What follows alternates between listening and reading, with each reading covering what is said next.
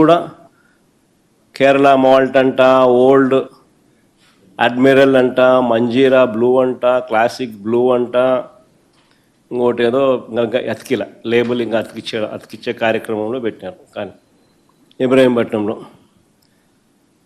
తర్వాత ఇవి Kerala malt whisky నీట్గా అన్ని బ్యాగులలో కూడా ప్యాక్ చేసి నీట్గా కాటన్లో కూడా పెట్టి నీట్గా పంపించే కార్యక్రమం చేస్తూ ఉన్నారు.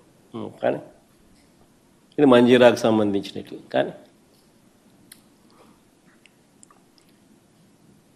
ఇది సీజ్ చేసిన ఖాళీ బాటిళ్ళు, క్యాన్లల్లో ఉన్న స్పిరిట్. కానీ ఆ చిన్నపాటి ఫ్యాక్టరీ, ఆ ఫ్యాక్టరీ సెటప్ ఇది వాళ్ళ డిస్ట్రిబ్యూషన్ నెట్వర్క్, వాళ్ళకు సంబంధించిన షాపులు, వాళ్ళకు సంబంధించిన distribution network, ANR restaurant and bar. ఆ పేరు కూడా బాగా పెట్టారు. ఒక నాగేశ్వరరావు గారి పేరు పెడతారు, ఒకరు ఎన్టీఆర్ గారి పేరు పెడుతున్నారు. కానీ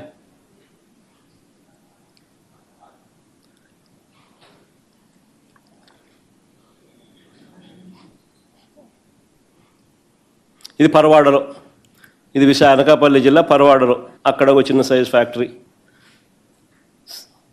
చూడు మళ్ళీ ముసుకేసి మళ్ళీ పెడతారు. మళ్ళీ ఎక్కడ మనుషులు బయట ఫోటోలు బయటికి రాకూడదు. సేమ్ ఇదే సెటప్ అక్కడ కూడా. ఇదే మాదిరిగానే స్టిక్కర్లు, ఇదే మాదిరిగానే ఏకంగా స్టిక్కర్లు, బాటిళ్ళు, లేబుళ్ళు, మ్యానుఫ్యాక్చరింగు అందరూ ఒక చోట కూడా కాదు. ఇంతకుముందు నేను చూపించినట్టుగా ఇబ్రహీంపట్నము, దానికన్నా ముందు తంబళ్ళపల్లె, దానికి తర్వాత ఇబ్రహీంపట్నం తర్వాత అనకాపల్లి జిల్లా పరవాడ. ఇక్కడ పరవాడలో చేస్తూ ఉన్నది ఎవరు అని అంటే నిక్లం నకిలీ మద్యం తయారీలో స్పీకర్ అయ్యన్న పాత్రుడు సన్నిహితుడు రుత్తల రాము. చూడు బాగా ఎంత చక్కగా ఇద్దరు బాగా నవ్వుతున్నారు, స్మార్ట్గా ఉన్నారు ఇద్దరు. కానీ ఇది అమలాపురంలో పట్టుబడ్డ నకిలీ బాటిళ్ళు, నకిలీ మద్యం మిషను, అంత మిషన్ కూడా కనపడుతూ ఉంది. బాటిళ్ళు, దానికి సంబంధించిన కాటన్లు, బాటిళ్ళు, అన్ని లేబుళ్ళు, మిషను అన్నీ కలిపి చూపిస్తూ ఉన్నారు.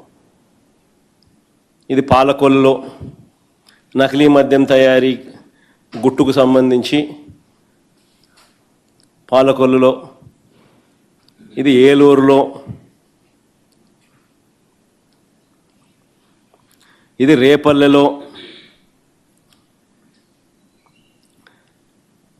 ఇది నెల్లూరులో.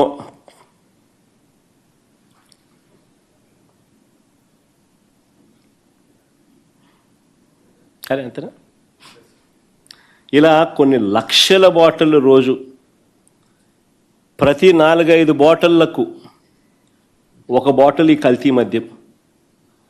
ఈరోజు రాష్ట్ర వ్యాప్తంగా కూడా వీళ్ళ ఇల్లీగల్ షాపుల్లో, లిక్కర్ మాఫియా షాపుల్లో, వాళ్ళ బెల్ట్ షాపుల్లో, వాళ్ళ ఇల్లీగల్ పర్మిట్ రూమ్లలో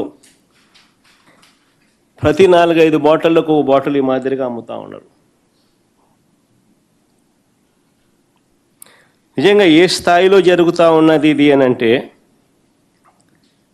ఆశ్చర్యం కలిగించే విషయం. ఇది ఇంత ఆర్గనైజ్డ్గా మ్యానుఫ్యాక్చర్ చేయడం, ఆర్గనైజ్డ్గా డిస్ట్రిబ్యూషన్ ఛానల్స్ అన్నీ కూడా ముందుగానే వీళ్ళ కంట్రోల్లోకి తీసుకోవడము, ఆ కంట్రోల్లోకి తీసుకున్న ఆ డిస్ట్రిబ్యూషన్ ఛానళ్ళ ద్వారా దాన్ని మార్కెటింగ్ చేయడం,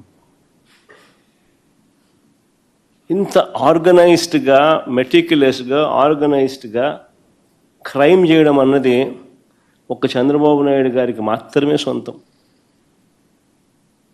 కోర్స్ ఆయన కొడుకు కూడా ఏమాత్రం తక్కువ తిన్నాడు కాదనుకో, వాళ్ళిద్దరికి మాత్రమే సొంతం.